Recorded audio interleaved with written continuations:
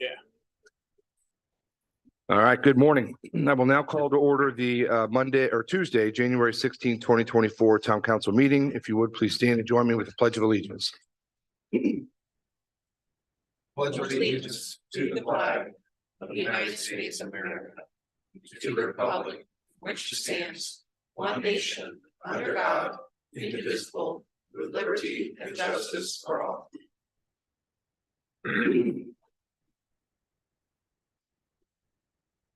Up first is the approval of the January 2nd, 2024 memorandum. Are there any questions from councilors?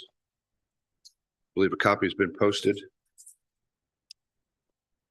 Having none, I'll make a motion to approve. Second. A second by Councilor Norris. All those in favor signify by saying aye. Aye. All those opposed, same sign. Motion passes 7 in favor, 0 opposed. Up next is the approval of the 2023 year-end claims. Are there any questions from councilors?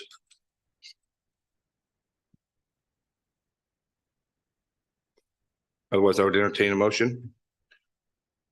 I'll make a to motion accept to the year-end claims. We're automatic almost. go ahead. I got a first by Councilor Stein. Second by Councilor McElderry. All those in favor signify by saying aye. Aye. All those opposed, same sign.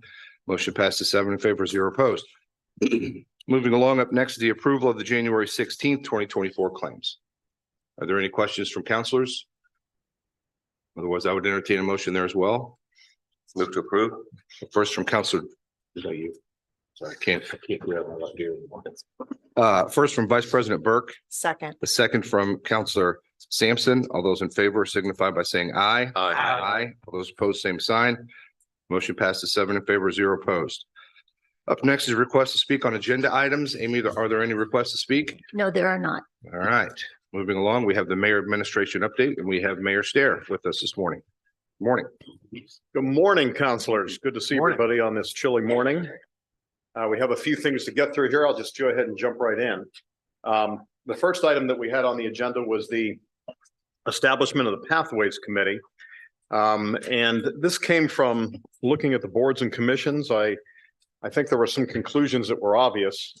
Some of those were inactive and some of them were not as efficient as we would like to see. So with that in mind, then in consultation with council leadership, I'm proposing we combine the Pathways Committee and the Pedestrian Mobility Committee. You can't think about pathways without considering safe crossings and ADA compliance. The idea is to take 2 7-member committees and combine them into 1 5-member committee with the following makeup. 1 town councilor who acts as the chairman of the committee or the chairperson of the committee, 2 mayoral appointees and 2 council appointees, and then a staff advisor provided by DPW. The committee's role would be to settle on a list of pathway priorities, and I would say no more than 5 at the beginning of the year, and then report back to town council with progress made in the 4th quarter. The committee could also make a case for funding to do a pathway study to the town council on an as-needed basis. Now, it's clear to me, and I think probably to a lot of you too, as you were out campaigning, that this is something of great interest to people here. They want pathways in Zionsville. And there has never been an ordinance formalizing the role of the Pathways Committee. So that's why it is on your agenda for first read today. So does anybody have any questions or comments about that? How many other committees are created by ordinance with the town of Zionsville?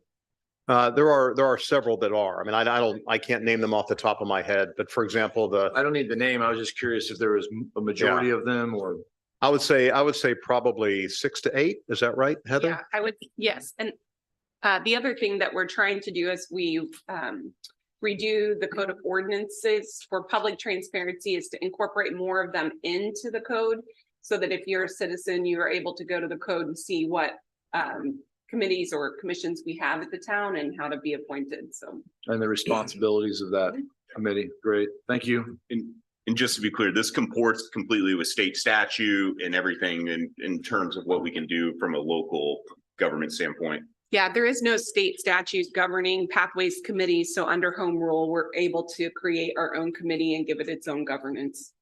Thank you. All right, moving on then. The next item is the Mayor's Youth Advisory Council. And the council has been chosen with the help of Mary Grabanowski. If she didn't teach you, she probably has taught your kids here in Zionsville. She was a government teacher for, I think, close to 4 decades at Zionsville High School. And we have selected 19 young people to take part. Some of them are in the room today. Since this is mid-January, the group is going to have kind of a short term. Our intention for this in future years is to follow the school year. So the next MIAC will be chosen in the fall and their term will run through the spring.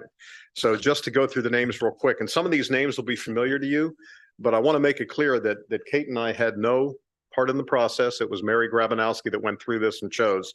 So, I know there was some lobbying involved that I did not carry that to Mary. She did this on her own. So we have a couple of freshmen, Sophia Suarez and Ben Maxey. Sophomores, Sadie Choi, Noah Alt.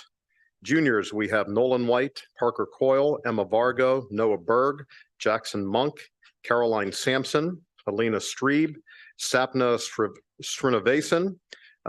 And seniors, we have Brady Kaufman, John Gunderman, Cooper Siegler, Charlie Sondick, Talia Poindexter, Bella Rolson, and Aiden Cope. And what we're going to do with them is we're going to meet with them in town hall before school once a month. We will ask them for input on relevant matters. We will encourage them to do a service project that's going to be directed by the group. And we will ask them to make a presentation to you at the end of the school year. The ordinance formalizing the Mayor's Youth Action Council is on your agenda this morning as well for first read. Anybody want to ask me anything about that or have any comments about that? I just want to say, one of the items that you have presented that really appealed to me was that you were not just teaching them, you were having them do a take action. And I think that's great in the service. Well, thank you. Thank you. Yeah, we're following the model that's been carried out in other municipalities here, and it's been very, very positive and very productive in many places. And we hope to see that same result here. Mr. Mayor, could you kind of just share your vision as to what you hope to accomplish with the youth? Well, it's to get young people more activated. I really believe, and we've all talked about this, that everything we do here, we need to have a 15 to 20 year view. And that's them. That's their generation that's going to be living here. They're the ones that are going to be in your positions and my position in 20 years. So we would like to have their input now. And you've been around enough young people to know that they have some great things to say and some great ideas. And I think we need to be open to them and formalizing a way for them to communicate with us. Thank you. Yeah, I'm a big fan of the idea. Question though, what happens next year? Is it a 4-year appointment for the freshmen? It is not. It's a 1-year appointment. And we haven't really determined yet whether there will be some carryover. I think there might be, especially this year, because it's a short term. It's only going to be a couple of months. But those who have applied and were not included on the list this year, we certainly encourage to apply again, because there will be new opportunities next year as well. Okay, the next item Hey, John, is just to thank you for doing it, but more than that, I mean, I know some folks are here, some of the kids are here today. Many couldn't be. I know it's a 2-hour delay this morning, so thank you for getting up and getting out here in the cold. But I just appreciate the number of students who have expressed interest in doing this and stepping up and being part of your government. Is a noble action on your part, and I thank you for doing that. Yeah, it's great to see you guys here. Yeah, we put out the application for about a week, and we had close to 100 kids apply. So yeah, it was gratifying to see the response. All right, the next item that I have is a grant writer, and we have done, I think, a great job in recent years obtaining grants. A couple examples would be the Carpenter Nature Preserve, the SAFER grant to hire new firefighters, READY, Next Level Trails. It kind of goes on and on. But at the same time, I think we're missing out on others. And part of the reason is that our department heads just simply don't have the bandwidth to search for, fill out applications, and pursue grants that we may or may not get. It's not the best use of their time. So what I would like to do is use money from the Food and Beverage Fund to hire a part-time grant writer that will work across all town departments to research and write grant applications, working from a database that is built of our demographics and vital statistics and other relevant information. The position can be budget neutral because we can support it through the Food and Beverage Tax Fund. I believe this does meet the definition of economic development, which is the standard for food and beverage tax use. And here's what I'm proposing. I'm proposing a 6-month trial period. This position can be sort of as a part-time consultant for 6 months.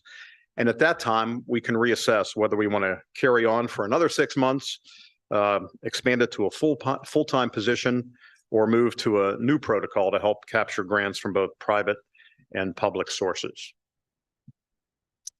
So does anyone have any thoughts on that? Do you already have someone in mind, or are you? We do. We Okay. do. Yeah, we have someone in mind who, and it's Amy Connolly, if you know Amy. Yeah, sure. She has written grants in the past. She's also an excellent writer. She's trained in journalism, so she's good at investigating. And I think should be a great person to, for a 6-month trial in this position. And you said budget neutral, right? I think. Budget neutral because money would come from the food and beverage tax fund. Okay, I think this is actually a very good point because I've been on the side of having to write grants, but also on the side of having to review grants. And for some of the more competitive ones, there's a lot of writing. So to just bank on people doing this on their side time is quite an ask. So I'm very much in favor of this. John, is there any future plan to work this into your budget instead of using the tax dollars collected from the food and beverage fund? We'll see how it goes. What I'm really interested in, Councilor Melton, is to have that 6-month trial to see how successful this is and how productive it is. I think the food and beverage fund is a good place to go because this is economic development. And some of the ways we've been spending our food and beverage tax money, I'm not really in favor of. I would agree. Focusing those funds in an economic development fashion. Fantastic. Well, yeah, I just think that we should maybe consider putting that into a budgetary thing that comes from the larger budget as opposed to, I'm just not a huge fan of the food and beverage tax itself. That's probably just a personal thing. But yeah, I think if we can eventually get it worked into as a budgetary item, I think having a grant writer on staff is a great idea. I think that's a discussion I would love to have in the coming months. We'll see how this goes. Take it from there. I don't think you can underestimate the importance of the investigation part that you talked about. Yes. I've been involved in searching for grants in the corporate world. Yes. And there's a lot that goes into it. In addition to all the writing, Right. It's not as simple as it sounds. You do have to actually do a lot of work to Yes. find out what grants might be available. So I'm looking forward to seeing what she can accomplish. Great.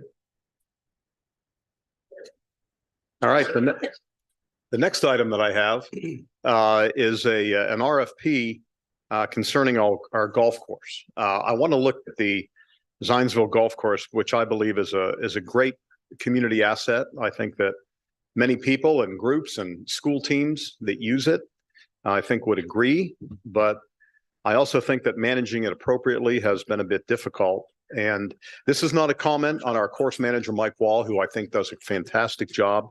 But I think municipalities and parks departments are not really set up to manage something like this.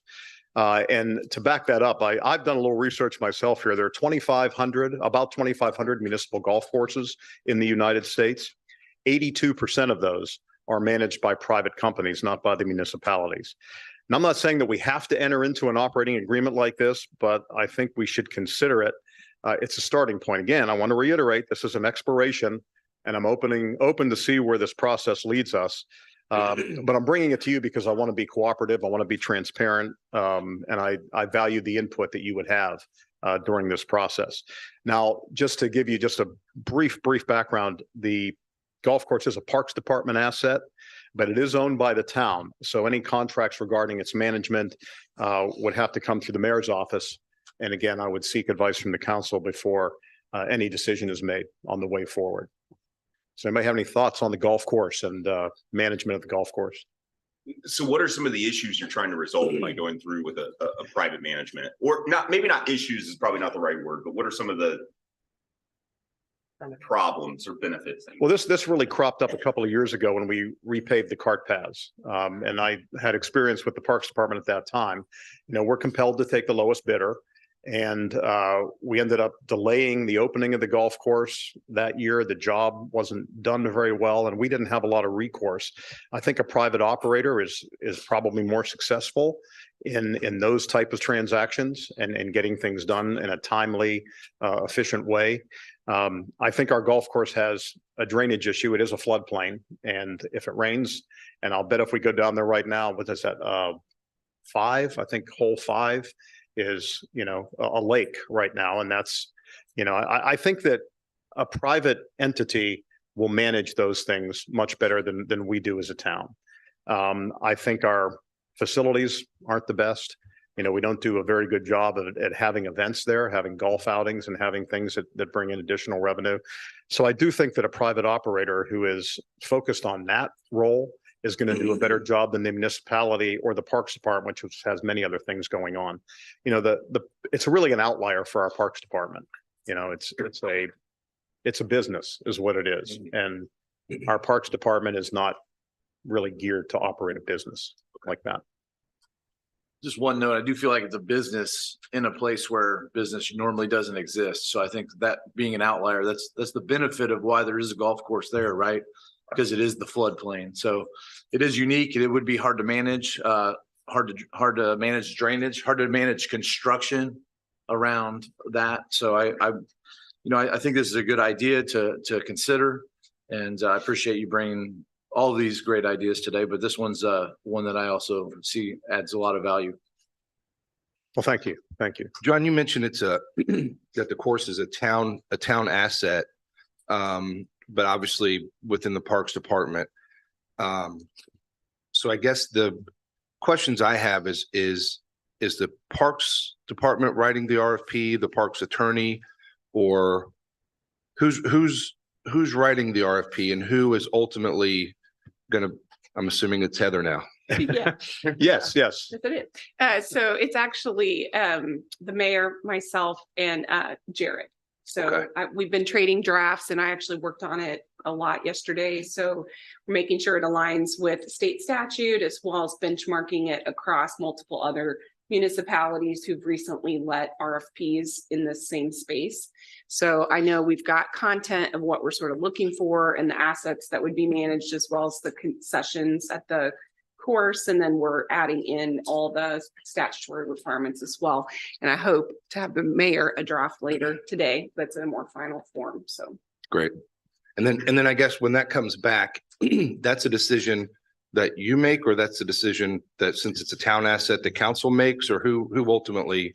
Ultimately, the mayor can make the decision to sign the agreement up to a 3-year agreement, because it is not a lease of the property, it's a management agreement. If it were a lease, the town council would have to approve, because you'd be leasing an asset. And there's some language in state statute that if it were effectively leasing, meaning you no longer controlled the land, then that also would require town council approval. If it's over 3 years, currently it's contemplating 3 years, but if it's over 3 years, that also requires town council approval. But I think, as the mayor stated, he's planning to share that and get input from the council, regardless of whether it's 3 years or 5 years. Great, thank you. What does, you said you were benchmarking with other municipalities. What's a normal range of cost that it incurs? Well, it wouldn't incur a cost to us. In fact, it would be cash flow positive to us.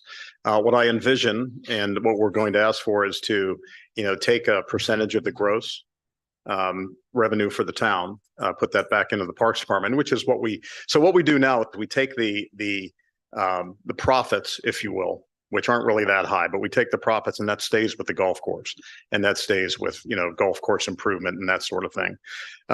So this would be a positive to the Parks Department. That revenue would come in, that wouldn't have to be segmented that way. It can go to the Parks Department to support other Parks Department programs. And presumably the independent operator would take on the insurance, right, Heather, and the operation of the course and manage all the course operations. So take that off our plate, and we would have a small, cash positive effect. I think one other thing I would note that is being contemplated is an investment in the actual a capital investment in the actual infrastructure at the course. Right. There's some improvements that need to be made. And oftentimes you'll see an operator, as part of an operation agreement, make some sort of one-time capital investment to kind of upgrade facilities or upgrade certain services. That was actually going to be one of my questions, Heather, is that going to be in the RFP that we're asking for that initial investment? Yes. Yes. For the drainage, things like that? Okay. Yes, and I think just to calm any concerns that people are going to have, we can also put in such an operating agreement the rates, Yeah. so the rates don't That's what I was explode gonna- exponentially. That there's a limit on how much rates can be raised, because I know a lot of people are very price sensitive. A lot of retired folks use the golf course for their form of exercise in the summer, and I'm sensitive to that. I don't want to price them out. I don't want to price anybody out. Our golf course is one of the best deals around, and that's one of the reasons I think it's so popular, and people love it the way they do. So I don't want to lose that part of it in this. That was definitely a concern of mine. I think, I'm not sure if they stayed with an independent operator, but I believe it was Zion Aqua went through some of this where they had been running it with just just a person from the town. And then they had a management company come in, and I think they're back to someone from the town. So that makes me interested, unless Ginger works for the independent operator. It just makes me interested, like if that happened within our town, it would be maybe someone you could follow up with, like, did you have a reason that you switched back? Something that you're not aware of, like, did it make the rates go too high? Did it make a drop off, that equilibrium point where people will stop paying that price because it's too much. It's no longer the deal it was. Well, this is news to me about a Zion Aqua. I've thought that a Zion Aqua is a private club and being operated privately. I had no idea the town. There was definitely a group that came in, Yeah. just having kids that had worked there. I'll look into that, and Yeah, we can have a maybe worth a discussion follow about up that. on that, Yeah. just to get more information. Okay. All right, the next item that I have here is the comprehensive plan RFQ. As you all know, the previous town council put money in the budget for a new comprehensive development plan for Zionsville, something we haven't done in 20 years, something that's greatly anticipated by a lot of people. So this RFQ is the first step in what will likely be a 12 to 18-month process to put together a document that will guide our town's growth, for the next generation. It's going to be a very important process. Can't stress how important this is. Our Community and Economic Development Director, Mike Dale, will be the quarterback and will ride herd on the process with significant input from many other folks. We will have committees and subcommittees and people from all different stakeholder groups, as well as all different geographic areas of our town. And I'm hopeful too that the town council will play a significant role in this, particularly those of you who represent those areas that are north and west. We used to call them Union and Perry Township. To me, they're North Zionsville and West Zionsville, because they are Zionsville and they deserve as strong a voice as everybody else in Eagle Township. So with that in mind, I'd like Mike to come on up and give you an idea of what's involved in the RFQ process right now.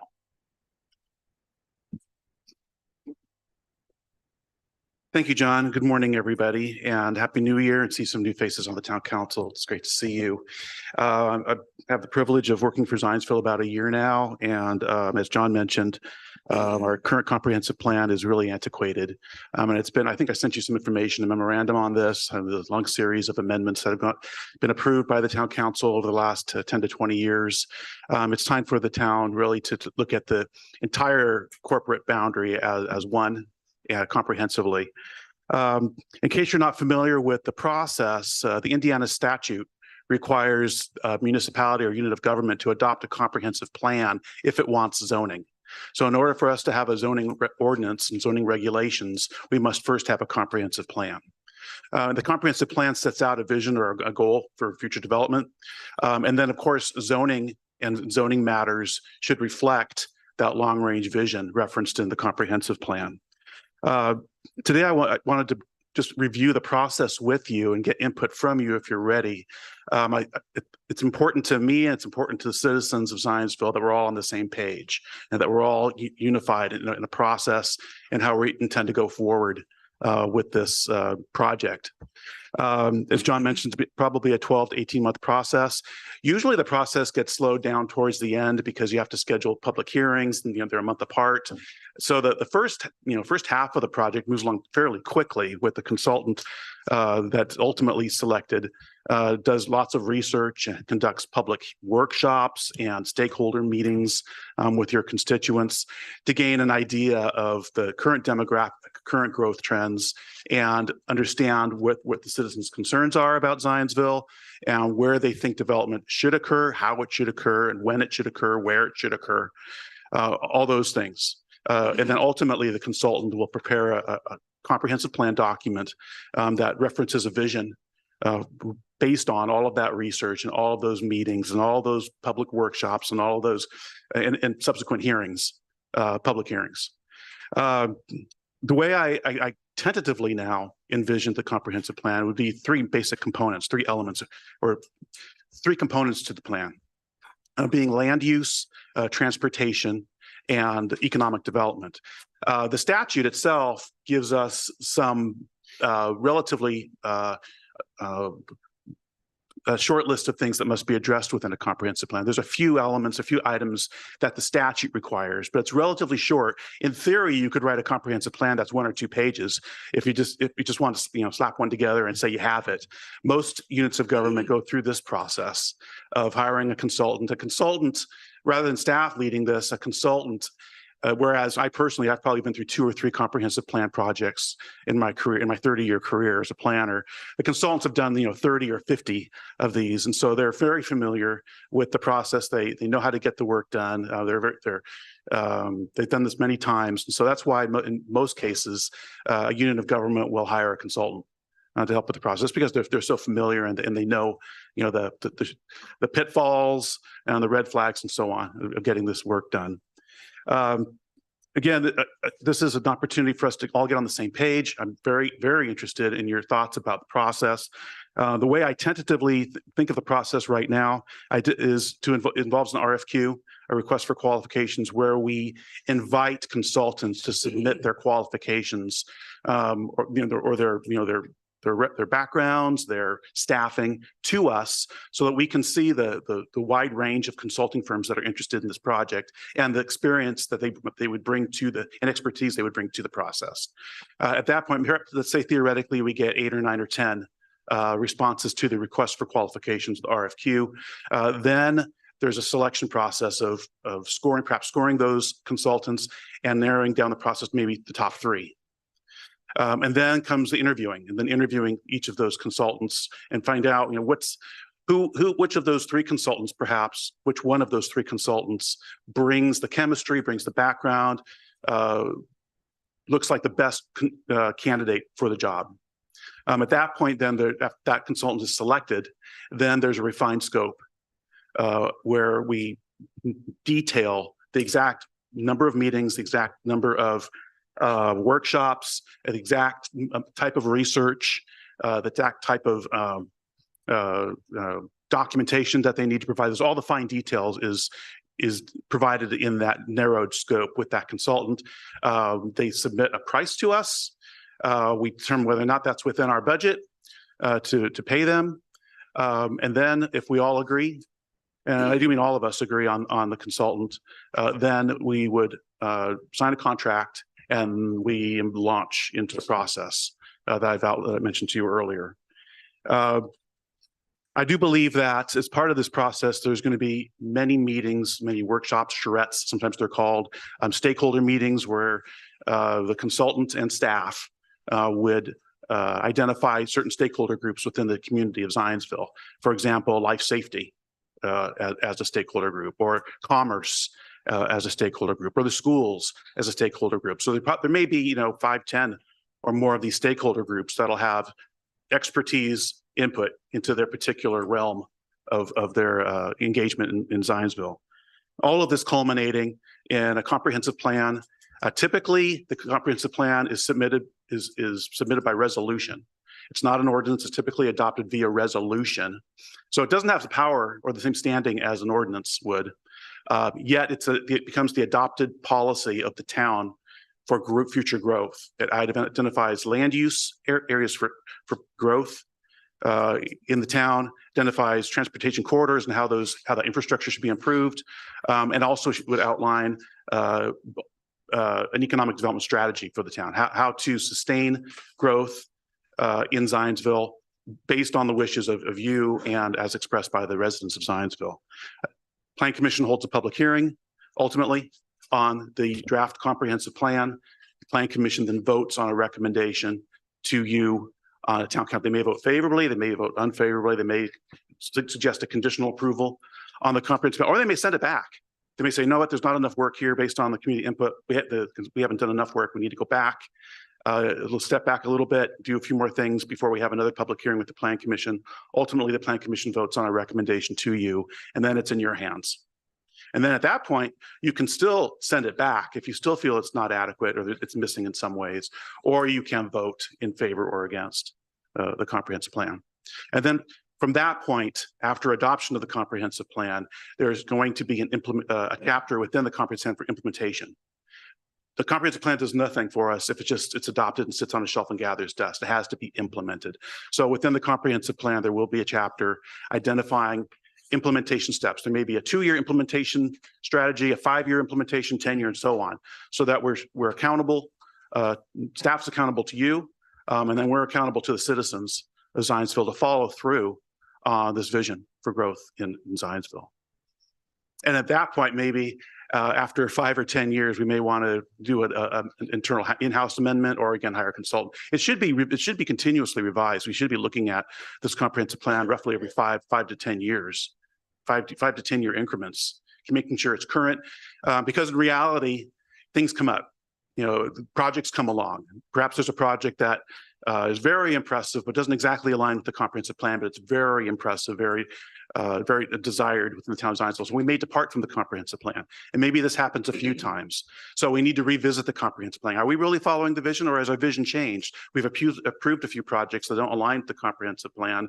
Maybe that's a red flag that we need to revisit the comprehensive plan because our actions aren't matching what we had thought would be the vision for Zionsville. So there should be ongoing 5-10 year reviews, amendments, updates to the comprehensive plan.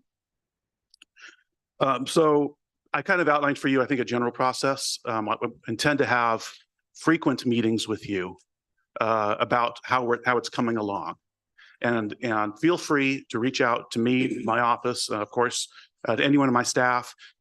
We anticipate staff will have a support role in this process. The consultant is the expert.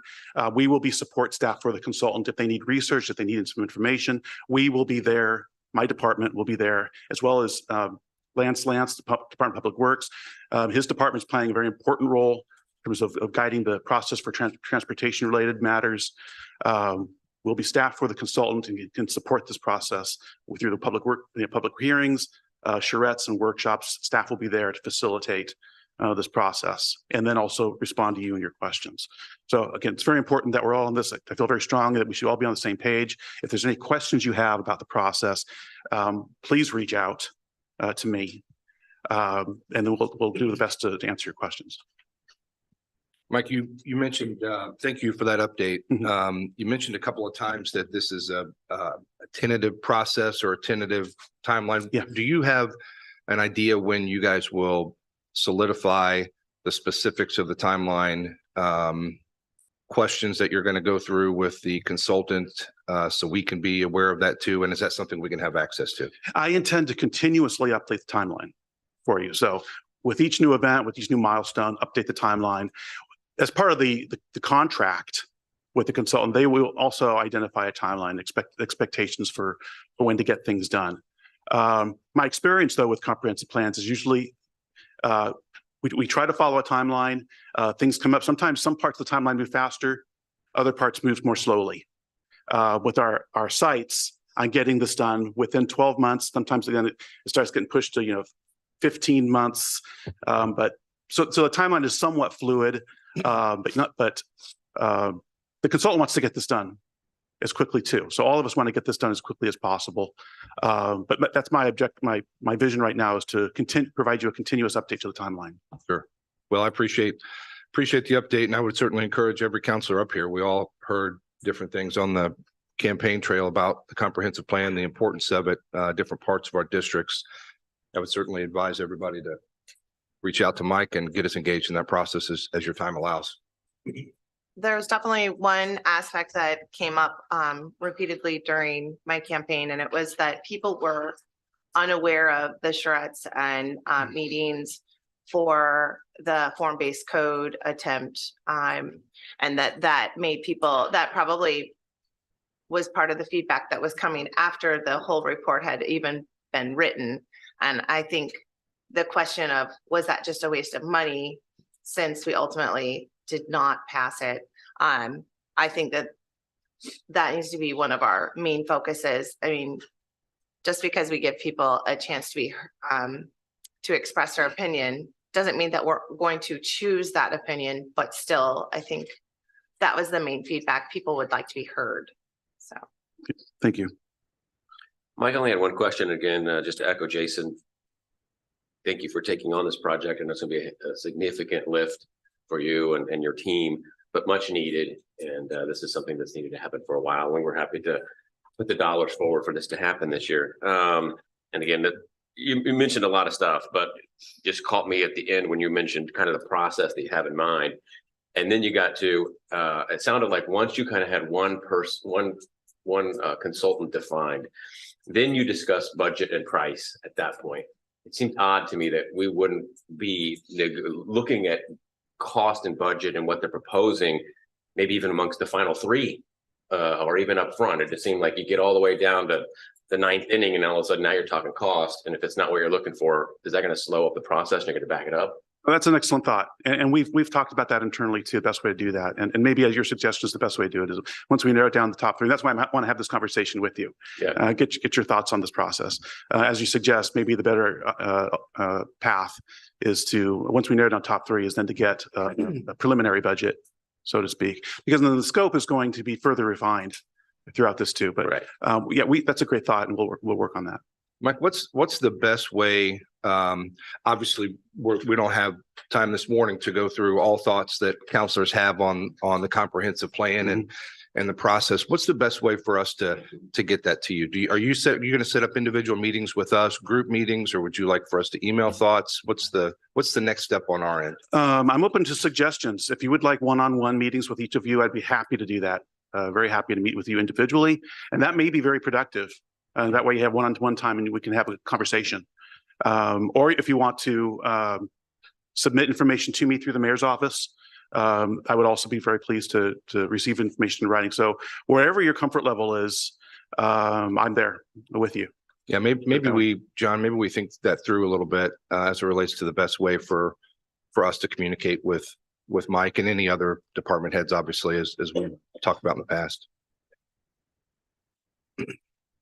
I'll just add real quickly, and I'm catching the president's vibe that we don't want to ask a ton of questions right now, but mine has to do with the land use, and I appreciate the fact that you've put that as one of the three most important parts of this, including transportation and economic development. But there are appendices in the draft RFQ right now for transportation, for economic development, but not for land use. The level of detail isn't there, and that would be something that I would be interested in getting involved with before the RFQ actually goes out, because I think that was one of the failures of the form-based code was I don't think we went through exactly what that zoning needed to look like, and as a result, it kind of missed the mark. So I think that's important that we have that level of specificity in the RFQ so that any firm that's interested in contracting for this would understand that that is a huge part of what we're trying to do moving forward. So gotcha. I look forward to talking to you about that. Okay, excellent. Thank you. Mike, just on the tail of what he just mentioned, you know, this plan doesn't change zoning once it's approved as a resolution, correct? That is correct. Great. I've had many in Western Zionsville concerned about zoning being changed through this plan. And the idea is that it still has to go through the planning commissions and through the councils for rezoning, even though if this plan were to get accepted in 18 months or 2 years, whatever. So just wanted to reaffirm that for those listening. Thank you. That's correct. Thank you.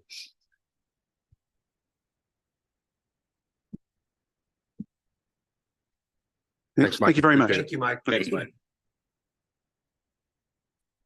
Thank you, Mike. And I have a high level of confidence in Mike, and his management of this process. He is, I think, one of the best guys around to do this, and, we're fortunate to have him here to guide it. The next item that I have, has to do with the Boone EDC, the Boone Economic Development Corporation. As you know, we pulled out of it 4 years ago. And I believe this has put us at a disadvantage in attracting economic opportunity to Zionsville. The head of the Boone EDC, Molly Whitehead, is here with us this morning, and I've asked her to speak to you briefly.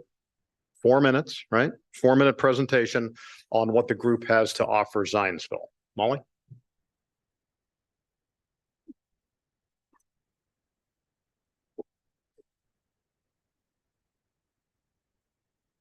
Good morning, Council. I'm Molly Whitehead. I'm the Executive Director of the Boone EDC. For those of you who may not be as familiar, or as a refresher, since it's been a few years, Boone EDC, we're a public-private nonprofit. Our mission is to recruit and retain employers in and to Boone County. That includes small businesses as well as large businesses. Our team here, you'll see we are 4 strong, and I'm just going to fly through this to be able to get to your questions. You'll see the next couple of slides here are values, advocacy, commitment, innovation, responsiveness, and connection. That's what we stand for. That's what we believe in. That's why we believe that a partnership with Zionsville is in the best interest of not only the town, but the rest of our community. The slides following this, what we do, essentially, again, recruiting and retaining employers to Boone County, that in turn provides an increased assessed value to you all, which in turn generates taxes, allows you to pay for not only things you need, but things that you want. And ultimately, the goal is to reduce the tax burden on residential taxpayers, which has been an area of concern for Zionsville in years past. We'll fly through these next 2 slides. I'll let you review those at your convenience. Our services, there's 2 different slides for those, and we'll move on to the third one. I'm not even sure who's running this presentation. But what you have in front of you here is our 2023 performance. This is our why. This is why you want to engage with us. We received last year it's actually 191 leads total. That's 1 lead for every 1.3 days. What a lead is, it's a company that's considering expanding. It's a company that is considering relocating, perhaps opening up a 2nd, 3rd, 4th location. And you'll see more than 1/3 of those leads come in direct to the Boone EDC. This is what differentiates the Boone EDC from other economic development corporations around the state. I just did a quick straw poll. My friends actually in Hancock County, Johnson County, most of their leads, they get about 130 leads. So the difference is the Boone EDC were generating, last year it was 72 leads, came in direct to us.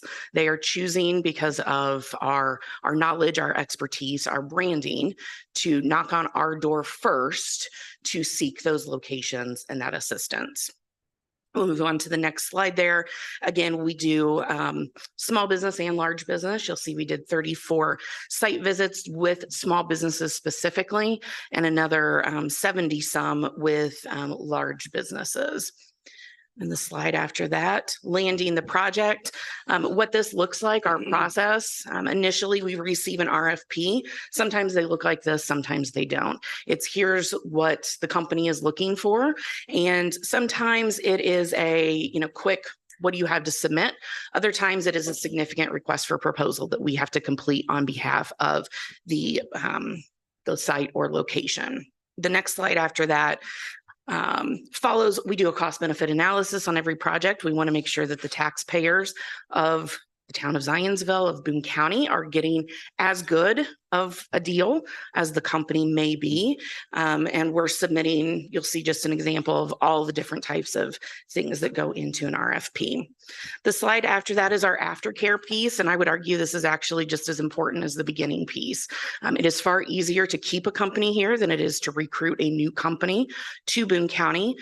You'll see that we, will work with the town coordinating press releases. We will visit with the company on a regular basis, but we'll also ensure that they filed all of their appropriate paperwork with Boone County so that we don't have issues come tax time. You'll see our funding here. Again, we are funded privately and publicly. Publicly, it is through fee-for-service contracts or agreements. This is the per capita funding, how it breaks down per community in Boone County. And then you will, or what I should say is we'll discuss this following the first year and see where everything stands. With that, the contract or the agreement, we have reviewed that with Heather ahead of time. Don't have any questions on that from our end. The contract request is for $60,000 annually, and I would be happy to answer any questions that you may have. Is that 4 minutes? Okay, I'll try better next time.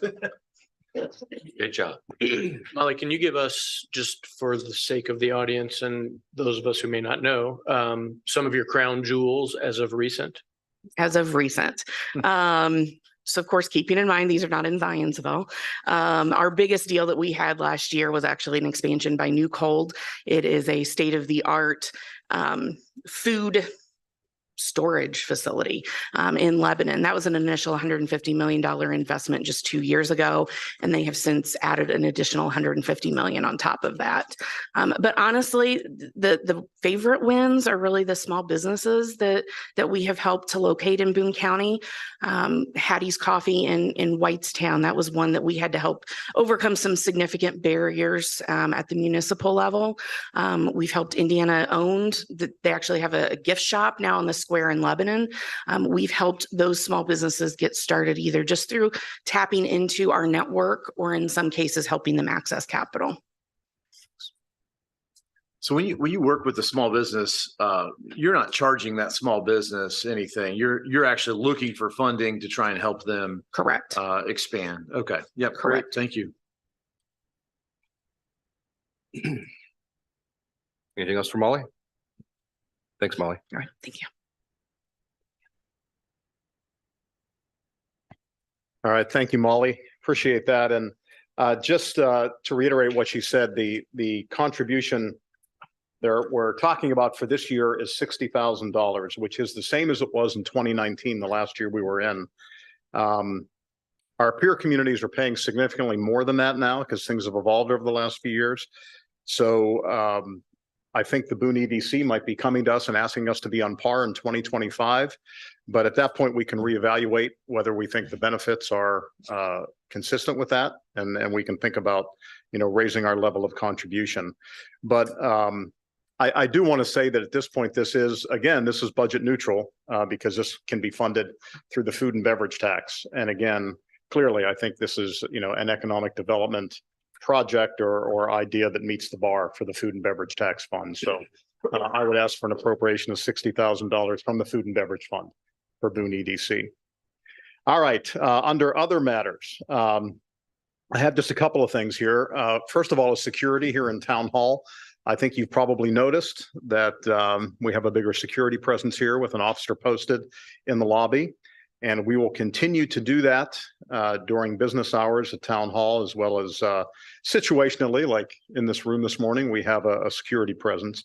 I think this is a combination of the world we live in today and also some recent events and also I think bringing us up to par with our peer communities. If you go to other town halls nearby here, there is a security presence that I think we had been lacking. Chief Spears and I have been talking about this for several months, and he is able to accomplish this within his existing budget. So again, budget neutral, this process to have the security in Town Hall. And I think this will add a layer of safety, not just for our employees, but also all of our visitors to Town Hall as well. And we're soon going to have another person posted out there too, who will greet people and direct visitors when they come in to where they want to go. They will also be able to carry out some transactions that people have with the town. And this is very important because the MAC, as we have known it, is going away. The admins for various departments like police, fire, and wastewater will go back to their departments. And we will be seeking new ways to provide efficient service to our citizens. One of those efforts will be to further digitize our processes. We will no longer take cash payments in the next couple of weeks. We're going to get to that. And I think that is going to be a very important aspect of what we're doing there. So does anybody have any questions about the security process or what's happening in the former MAC. It's not former yet, but it will be as of this week. Or assume the department heads are supportive of moving the administrative staff back into. I would say that that is an understatement. Yes, I think the department heads have been quite supportive of that. Okay. I'm seeing nods, so yes, Yeah. big nods. Yes. We like John, big will nods. Amy Lacy still be housed in that spot, or will that become the reception area, or are you talking about something separate than that first office? There will be a reception area in the lobby so that when people come in, they will be greeted as soon as they step in the door. I mean, if you spend some time out there now, people come in and they just don't know where to go. I mean, they sit around and just kind of look around. So I think this will provide better service to our constituents and also, be better from our end too, more efficient from our end. So is there a construction budget with that? I mean, you're gonna. well, I'm glad you asked that, Councilman Milton. That's a good question. So you also know that the conference rooms here at Town Hall are sponsored, and that sponsorship money goes into a Town Hall improvement fund. Those sponsorships, with the exception of one, so we have 4, I believe right now, expired at the end of 2023, December 31st, 2023. So I am in talks with various companies to take on new sponsorships. One company, DK Pierce, has agreed to continue with their sponsorship. So that'll generate some money. And I think that the funding that we generate from those sponsorships can be used for the project to build an appropriate welcome desk out there in the lobby. It's not just we have some desks and we have some walls we can repurpose. So it's not going to be, a huge expense, but we have IT expenses and things like that too, to make sure that, everybody is able to operate there. And by the way, the police officer that's going to be out there is not just going to be sitting there all day. He's going to have some other sort of management and responsibilities within the department, scheduling and that sort of thing that he will be focused on as well. So it'll be a productive use of his time. And then, when he goes on vacation or needs to take a day off, we will have other officers rotate in. In the summer, we'll have the opportunity to bring in some SROs who won't be in the schools then that can be here. So the chief has a really good plan to do this without having to add to his budget this year. So, and then one other thing under other matters, under state statute, the finance department is required to give you a finance report by the end of January. This is the last meeting in January, so no time like the present to ask Tim Berry to come up and give you that quick finance report. Thank you, Mayor. Mr. President, members of the council, Tim Berry with Crow, Municipal Advisor for the town. As the mayor mentioned, according to statute 513.7, the Board of Finance is required to meet each year to review the town's investment policy and the town's investment earnings for the prior year. Unfortunately, today, Cindy Poor was unable to be here today, so that's why I'm here. Cindy has prepared the presentation to go through the information accordingly. Indiana's statute for investments for local units of government, as well as the state of Indiana, revolves around the policy of safety, liquidity, and yield in that order. These are taxpayer dollars, and as such, the interest and desire to maintain the safety of those dollars is first and foremost, and that is true with your policy as well. The policy, the investment policy that the town council adopted in December of last year revolves around the allowable statutes within Indiana's investment policies, which is 513.9. It does not go above any of those and revolves around maintaining that safety and security and yield requirement.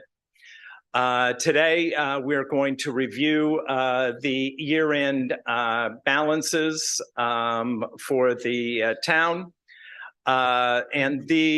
Today, currently, the town is able to invest and deposit in any financial institution that has a brick and mortar location within the town's jurisdiction.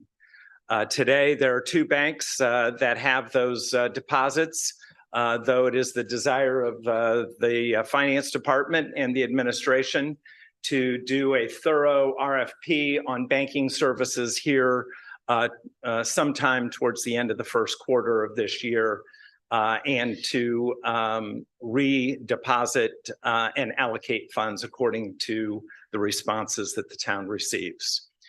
Last year, in the town's main account, the town received investment earnings of $2,383,907.31, with an annual yield of just over 5%.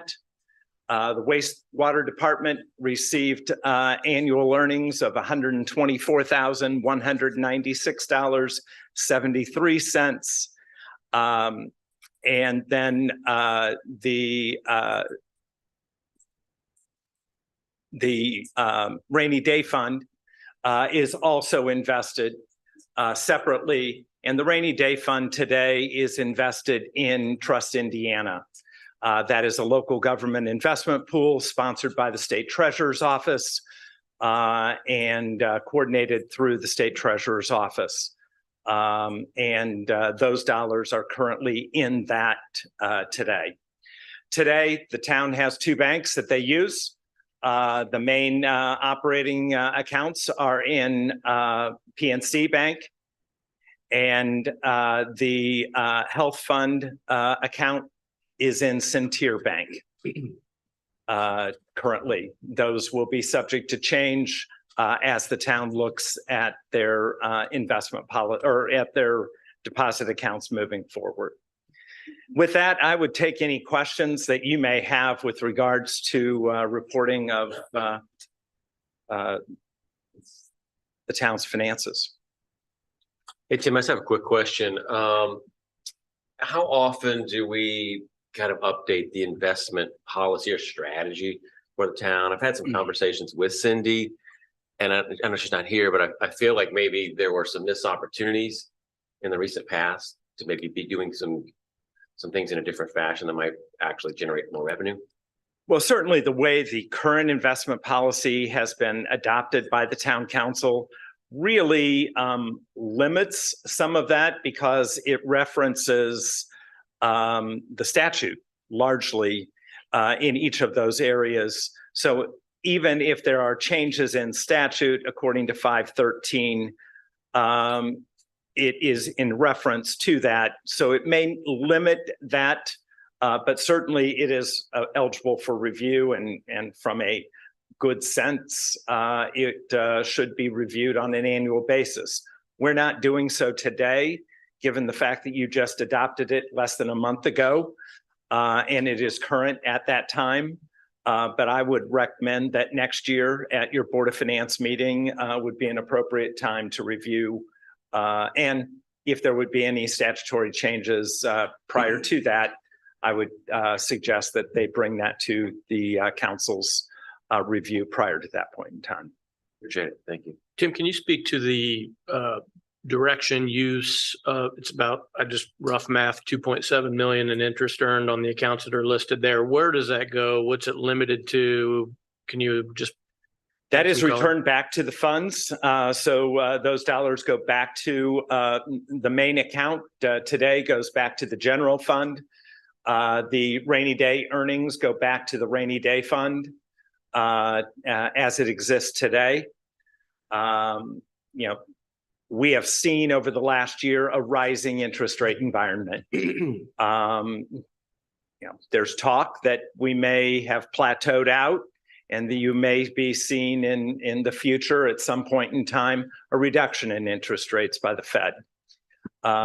As we go into this year, it might be appropriate for the town to look at their investments, and maybe instead of short-term investments and riding that yield curve up as they have been doing, taking advantage of the yield curve and maybe extending those investments out longer term, not long-term, but longer term, to take advantage of that yield curve as it moves forward.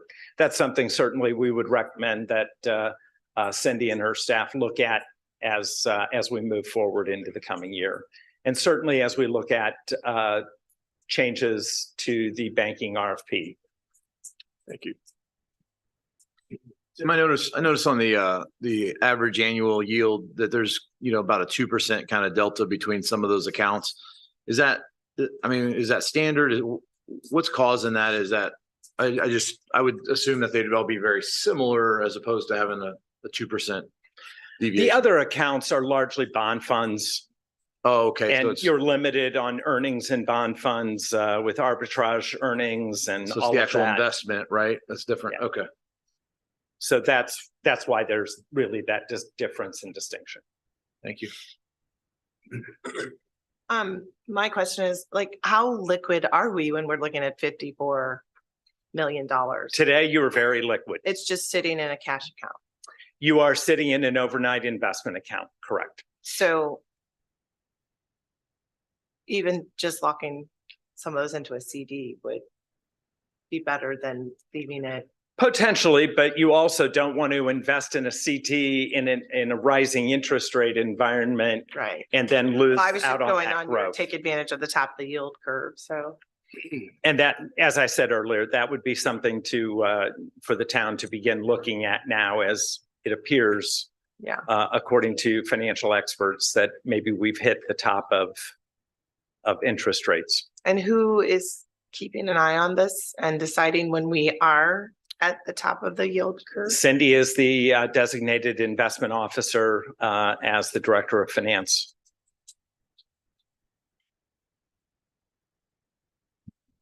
I would point out, Tim, as you're aware, and many in this room and watching are probably aware, I mean, part of the reason we did not have an updated finance ordinance or investment policy, I should say, is because of the results of the State Board of Accounts audit, and the council didn't feel appropriate to pass any investment policy until the internal controls were righted. And that was part of the reason a year and a half ago we attempted to engage Baker Tilly. So, I mean, it's not like we weren't keeping an eye on it. It was just something we were somewhat hamstrung with.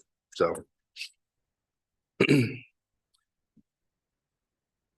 Thanks, Tim. Appreciate it. Thank you. I just want to reiterate from what Tim said, we are on a path toward better financial standing. I just want you to know that. And we're going to keep you updated every step of the way in that process. Just one other thing for me, and that is that at the end of your meeting today, I'll have the honor of swearing in Vice President Burke as a police commissioner here in Zionsville. So if you would like to stay for just a couple of extra minutes, we'll be efficient with your time in that. So any further questions for me? All right. Thank you. Well, thank you very much. I do appreciate it. I think you've made up for 4 years of mayor updates in this meeting. All right. Up next would be town council updates. Are there any updates from councilors? We do not have I any. want to thank Lance and his crew. Obviously, just driving in this morning, I realized how I saw everybody out and about taking care of business, and just good to know that we've got a great crew out there who's taking care of our roads and streets and keeping everybody safe. And you had a jacket on earlier, so I thought maybe this was a special occasion, Lance, but a little too warm. Yeah. But anyway, thank you. Appreciate it. I have one question that I thought of as we were going out for, or we will be going out for the different requests for work. At the end of the year, you had a compliance form that everyone signed, and a comment was made. It seemed like we should have signed it at the beginning for not having nepotism. Yeah, we normally do. One thing we were waiting for was to redo that ordinance that goes with it, but probably at your next meeting, Okay. you'll sign that. Right, that's good. Any other updates from councilors? Sorry to kind of run through that. I apologize. We have no new or old business items. First item up on new business is the consideration of appointment to the safety board. This is in response to council. You'll recall Counselor Choi was appointed, or former Counselor Choi was appointed to the Safety Board as a citizen member, and his schedule doesn't allow for that. One of our former Safety Board appointments, Jeff Papa, who was on there for the last 3 years, had expressed interest in staying on. So with that in mind, that was the intent of we would remove Alex Choi and keep Jeff Papa on the Safety Board. It's consistent with as we talked about, it's consistent with the folks who were on there that wanted or had the desire to stay. So it was a pretty easy consideration there, but certainly open to any considerations or questions or comments or anything at all from council. So do we need to move to add him? Yeah, I would, if you guys are okay with it, I would make a motion to approve the appointment to the Safety Board. And I second. And a second by Counselor Sampson. All those in favor signify by saying aye. Aye. All those opposed, same sign. Motion passes 7 in favor, 0 opposed. Up next is a consideration of an ordinance establishing the Pathways Committee. This is ordinance 2024-02. As Mayor Stair had indicated in his administration update, this is an attempt to consolidate a couple of different committees. Are there any questions from councilors for Mayor Stair? This would mean that we would have 2 appointments there. So obviously, what I'd like to do is send you guys and gals the list of the folks we do have on this committee now. Councilor Melton currently is our town council representative there, and I would certainly lend him the opportunity to consider or continue that should he want to. But what I would do is send you guys a list of who's currently on there, and then we can, figure out what the next steps would be from there. But And that's the Pathways Committee and the Mobility Committee, right? So you'll have the list of both of those groups. Thank you. Yep. So in essence, we're actually. Well, one of those we have appointments to. The other one was not a real. Okay. Well, not a committee that we had appointments to. So, okay. Yeah, I'm sorry. So by going from 7 to 5, we're actually reducing the number as opposed to necessarily just appointing. We're just keeping 2 of the. Well, and the other thing I would say is 2 or 3 of the people that are on the Pathways Committee that we appoint are on other boards or committees or have other commitments and don't have interest to continue. So I think it'll be a pretty easy decision, but I'll certainly get that to all of you guys. Any other questions or any questions for Mayor Stair? Otherwise, I would entertain a motion. I'd like to make a motion to approve ordinance 2024-02. I got a first from Councilor Melton. Second But from isn't Councilor. it's an introduction. Yeah. Yeah, sorry, introduce on Sorry, first reading. introduce. Yeah, on first reading. Second. Yes, we've got a motion to introduce on first reading from Councilor Melton, a second from Councilor Stein. All those in favor signify by saying aye. Aye. All those opposed, same sign. Motion passes 7 in favor, 0 opposed.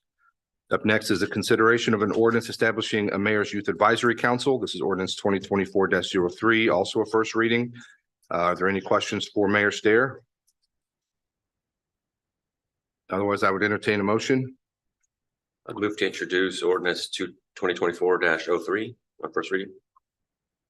Second. I got a first from Vice President Burke, a second by Councilor McElderry. All those in favor signify by saying aye. Aye. All those opposed, same sign. Motion passes 7 in favor, 0 opposed. Moving along, we have a consideration of a resolution regarding the appropriation of additional funds. This is resolution 2024-03. I believe this is for your grant writer. Is that correct? Yeah, okay. So this would be, I'll actually go ahead and open this up. The Boone EDC.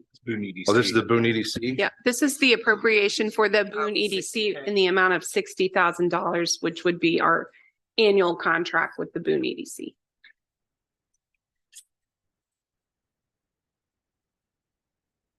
It is still coming from the Food and Beverage Fund. So is it really an approval of additional funds or just a reallocation of current funds that have already been allocated elsewhere? So these funds have currently not been allocated elsewhere. They're just sitting in our food and beverage account. But because they have not been budgeted, we would need to have an additional appropriation, which would then add them to our budget for 2024. Do we have an amount of the food and beverage account? balance amount. I don't have that information, but I. We can- do. It's approximately $1.1 million right now. And sorry for a little bit of confusion there. So we're asking for $60,000 for the Boone EDC. I'm going to come to you next time and ask for $60,000 for the grant writer to set aside for the grant writer. Okay. I wanted to see what you thought about that idea before I asked for the money for it. So. Mr. Mayor, you referenced that the $60,000 is what is currently being asked for, but there might be, and I don't know if Molly wants to address this, but there might be a need to increase that at some point in the future. Do we know, is the $60,000 for the entirety of 2024? For the Boone EDC? Yes. Yes, it is. Okay, thank you. All right, this is a public hearing. I approve publication of the public notice of the public hearing. At this point, I will open the hearing. If there's any members from the public who would like to speak. Having none, I will close the public hearing. Are there any further discussions or questions from counselors? Otherwise, I would entertain a motion. I'd like to make the motion to approve the resolution 2024-03 for the $60,000 additional appropriation of funds to the Boone EDC. Second. I've got a first from Counselor Melton, a second from Counselor Sampson. All those in favor signify by saying aye. Aye. All those opposed, same sign. Motion passes 7 in favor, 0 opposed. Up next are other matters. Are there any other matters from counselors? Oh, I have one. I asked for clarity from Ginger. And she said that there was a consideration of using the company, but they actually used the person. And so she was a private. That's regarding Zion Aqua. For Zion Aqua, yeah. I didn't want to leave that confusion out there, but. Great. Any other counselor matters? No, just be safe out there. The roads are a little slick, so, yeah. All right, I would make a motion to adjourn. Second. Second from Counselor Sampson. All those in favor signify by saying aye. Aye. All those opposed, same sign. Motion passes 7 in favor, 0 opposed. The next regular town council meeting is scheduled for Monday, February 5th, 2024, 7 p.m. in the Zionsville Town Hall Council Chambers. Public notice will be posted in compliance with the Indiana Open Door Law. Thank you.